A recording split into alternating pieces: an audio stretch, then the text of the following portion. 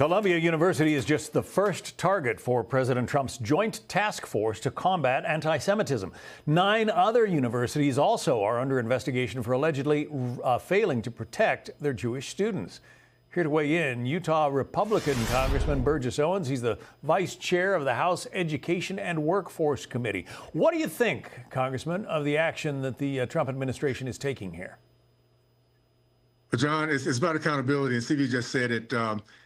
Once you hit the pocketbook, you get some people's attention, and that's what we needed. Unfortunately, we've had a system in place for way too long in which there was just no accountability whatsoever. There was no sense of what the responsibility was, and if they were off track, that they had to get back on.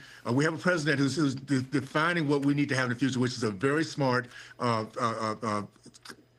group of people coming through the college system, and one that understands our concept of becoming a more perfect union, which means we cannot discriminate, no matter what it might be, against each other. So I'm excited about where we are, and we're going to start seeing more colleges step to the plate for sure because of things that's happening right now. Apparently, at least one student who was foreign-born and was here on a visa has had that visa revoked as a result of protesting too vehemently. What do you think about that move, Congressman? It's needed. We have people that we welcome here to come visit. We don't welcome to come here and visit and attack Americans or to cause divisiveness. If they want to do that, they need to do that back where they came from. So no, we demand respect. We demand that people come here, and if you want to protest or give a voice, do it in a respectful way, in a way that's not taking away the rights of others. And I think it's well overdue. We have young people who have no idea, again, what accountability looks like, and we're finally getting it done. This will be a good example for those who want to stay here, want to get an education. If that's the goal, just do it right. And if you stay here and get it done and take advantage of our great country. As you know, there are a lot of people who are crying racism here. What do you think about that? It's the same group that always calls racism, the same group that has DEI, in which they're asking us to look at each other from outside in instead of inside out. They're called racism. No, we're done. We're done with that.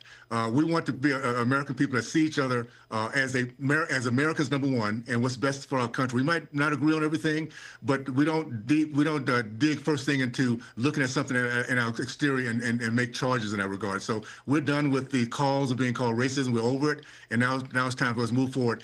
Get our country to where we love each other and we see the best of each other, and we want to make sure our country thrives, and that's the way we do this, coming out of the college system for sure. Yeah, you know something about racism. You grew up in the Deep South.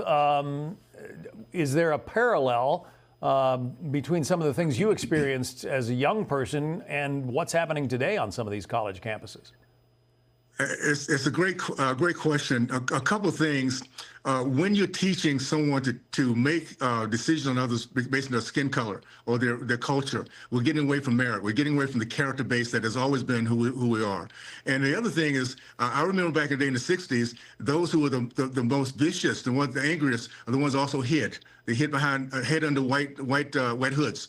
So we now see people hiding their faces. If you want to make a point, have the conversation. Don't hide your face, because at that point, you're empowering folks who are really cowards to do things that they would not do if it was very apparent and able to see people for who they are. So we're going to get back to that, and I'm excited about the process. And President Trump is the right person to lead this charge for sure. I want to play a sound clip from the Secretary of Education. President Trump is talking about dismantling the Education Department and handing that role back to back to the states. Listen.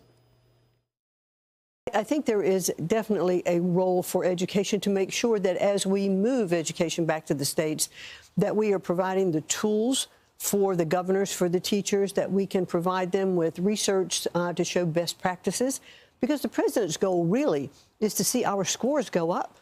You know, when 70%, of our students cannot read with proficiency, I mean, that's just incredibly difficult to swallow, and he's just not going to accept it. Of every dollar that comes into the classroom, they spend about 47 cents of that dollar complying, with regulations. And the president wants to release teachers to be innovative in their classrooms. Let teachers teach. You think dismantling the Department of Education is a worthy idea? It is a worthy idea because keep in mind that the Department of Education has not done its job since it began back in 1978. We were #1 at that time in terms of educating our kids. Now we're in around 40s, and people expect us to be okay with that. Now, there's one job that the Department of Education should have, to make sure that we have the smartest kids, most prepared kids in the entire world. And that's not what they've been doing. So let's do something that is based on the way our Constitution is set up. We, the people, send the power to make sure that our kids are being educated and accountability to the states, to the districts. They will make sure at that point that every child has a choice to get their American dream, and the power's been taken out of the hands of the bureaucrats. And by the way, the bureaucratic establishment cares about one thing. That's the adults. They care about the institutions. We need to have an education system that cares strictly, totally about our kids and our future of their legacy of being able to pass this great culture we have down to the next generation. It's going to be fascinating to see what happens with this plan of the president's. Congressman Burgess Owens, thank you. We appreciate it. Thank you, John. Appreciate it. All the best.